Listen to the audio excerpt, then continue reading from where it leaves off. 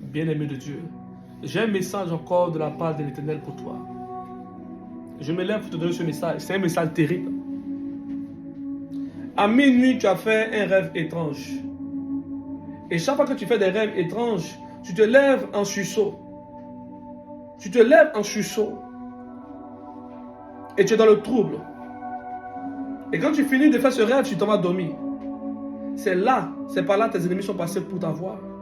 Tout rêve que tu feras, tout rêve que tu vas faire, où tu vas sentir une pression sur ton cœur, est un rêve très réel. Oui. Voilà pourquoi, écoute-moi très bien, la Bible déclare que Jésus-Christ allait prier à la montagne. Jésus-Christ a pris ses disciples pour aller prier. Il vient, il voit ses disciples en train de dormir. Il dit, vous n'avez même pas veillé 1 heure. Cela veut dire que le minimum de prière est 1 heure de bataille. Mais si à l'époque de Jésus-Christ, Jésus-Christ parlait de 1 heure de prière, et nous sommes actuellement à une époque où nous sommes dans la fin des temps, où les ordres initiatiques se sont élevés. Et toi, tu pries simplement 10 minutes, tu as commencé à avoir sommeil. Mais lorsqu'il s'agit de faire affairage, tu es pas pour faire affairage. Quand il s'agit de faire commentaire sur les riches de ton pays, tu es premier.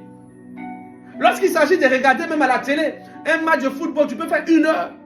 Mais pour ta vie, pour ton étoile, pour ta réussite, tu pries 15 minutes comme un choco.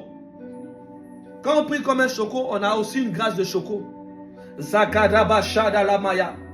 À cette heure où tu me vois, à cette heure où tu vois cette vidéo, j'aimerais que tu puisses te joindre à ma voix pour prier. Ne dis pas que lorsque l'homme de Dieu parle, lorsqu'il commence à prêcher, je sens l'onction. Oui, on peut dire aussi que lorsque la sœur la passe, on sent l'onction.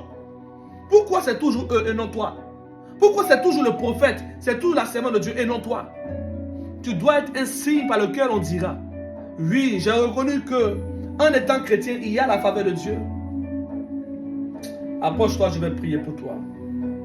Là où tu étais endormi spirituellement, à cause d'une trahison, parce que tu as rencontré un homme de Dieu qui a abusé de toi, et tu as dit, je ne veux plus faire l'œuvre de Dieu. Écoute-moi très bien. Dans chaque institution, il y a toujours des mauvaises personnes. Dans chaque lieu, dans chaque nation, il y a toujours des gens négatifs. Est-ce pour une raison pour abandonner l'œuvre de Dieu? Même dans ta famille, il y a des voleurs. Est-ce que tu as rejeté toute ta famille pour cela? Et parce que tu as rencontré un bandit qui a porté le titre d'homme de Dieu et qui est venu abuser de toi et tu dis non, je ne veux plus adorer Dieu. Lui, il a fini son chemin. Il a fini son chemin comme un envoyé de diable et il continue sa vie. Et toi, tu es là, tu dois sauver ton âme. À cause d'une expérience, tu as décidé de ne plus adorer Dieu. Et pourtant, Dieu t'a donné le souffle de vie. Dieu t'a donné le souffle de vie. Je me rappelle de la prière que tu as faite. Et tu as dit, Seigneur, jusqu'à quand je vais rester dans les difficultés? Je suis allé dans les prières, j'ai jeûné, j'ai fait des prières en langue, j'ai fait toutes sortes de jeûnes, mais rien ne s'est passé. Et j'aimerais te poser une question. 5 ans en arrière, lorsque tu étais dans le péché, lorsque tu avais des paroles de connaissance à travers les prophètes, à travers les pasteurs, lorsqu'on te disait de sortir de ta vie de péché, tu faisais la sourde oreille. Et Dieu était patient sur ton péché. Mais lorsque tu arrives dans sa présence, tu es impatiente et tu veux en même temps le miracle rapide. Quand on veut un miracle rapide, on a aussi en même temps un pécheur qui va venir abuser de toi. Oui. Quand tu es trop pressé pour avoir un miracle rapide, tu tombes sur les faux hommes de Dieu. Et voici maintenant tu accuses le corps du Christ. Il n'y a plus d'hommes de Dieu, il n'y a plus d'hommes de Dieu. Hey!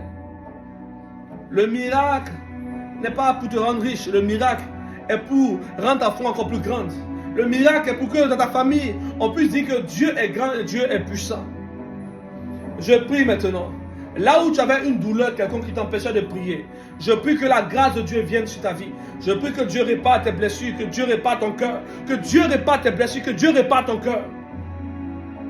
Dans le lieu où tu es, là où tu recherches la faveur de Dieu, là où tu recherches le zèle de la prière, à travers ma voix, tu entends le zèle de la prière. À travers ma voix, tu entends l'appel de la prière. L'appel de la prière, l'appel terrible, l'appel redoutable, l'appel puissante.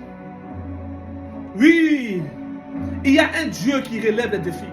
Mon Dieu va relever tes différents défis. Un amen et un partage, c'est fait. Si tu crois que tu as reçu la grâce, partage cette vidéo. Si tu crois que tu as reçu la bénédiction, partage cette vidéo. Si tu ressens l'onction pendant que je suis en train de prêcher, partage la vidéo. Partage la vidéo et touche la vie d'un frère, d'une soeur, bénis une personne par ce témoignage, par cet enseignement. Que Dieu te bénisse puissamment.